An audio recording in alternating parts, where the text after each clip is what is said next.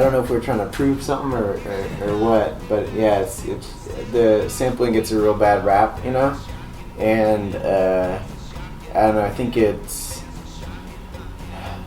we need to get to a place where the consensus is that it's a total legitimate art form, because some really wonderful things can be made additively as far as building on, you know, past pop culture. And if we're always denying that that's legitimate, then you know, we're just going to be pretending we're making original stuff forever. Yeah, I think with sampling, our goal has always been to get it to where, you know, we make it known that we are sampling music, but we don't want anybody to be able to like, oh yeah, that's a sample from this song, or that's, you know, a sample from that song. So we kind of, you know, morph it and do a lot of different things to it to where it's still a sample, but you can't point out the source material. So at what point are you making something new and original if you can't point to, you know, this is from there, this is from here. Right. She has her own piece, she has her own piece now. I think they totally go hand in hand. Yeah. I think just the mediums are cool that we can play around in. We can play around with video or music or web or whatever. It's kind of fun, and I feel like our general message of ManCat can still get through all those different types of mediums. For sure.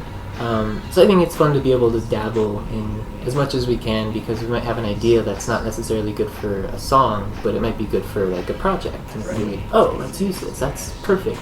And it's still very ManCat. Not escape, you cannot escape, not escape.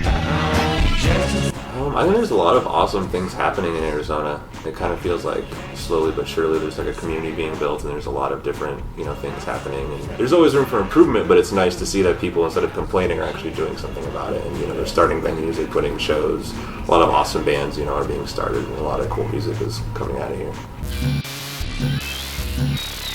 Well, now, you can't. So I don't think we're trying to like click into anybody in particular, but I think maybe just our mentality of what we do can kind of relate to just like this generation, in a sense of like people being very DIY and kind of hacker-esque, and you know, just thinking about how our world works a little bit more. I feel like we can relate to that in a grander scheme. Sure.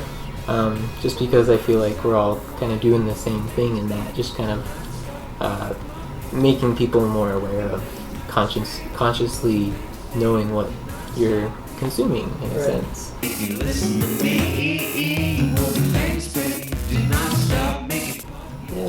As soon as possible, really. We're really dying to get it out. It's been way too long.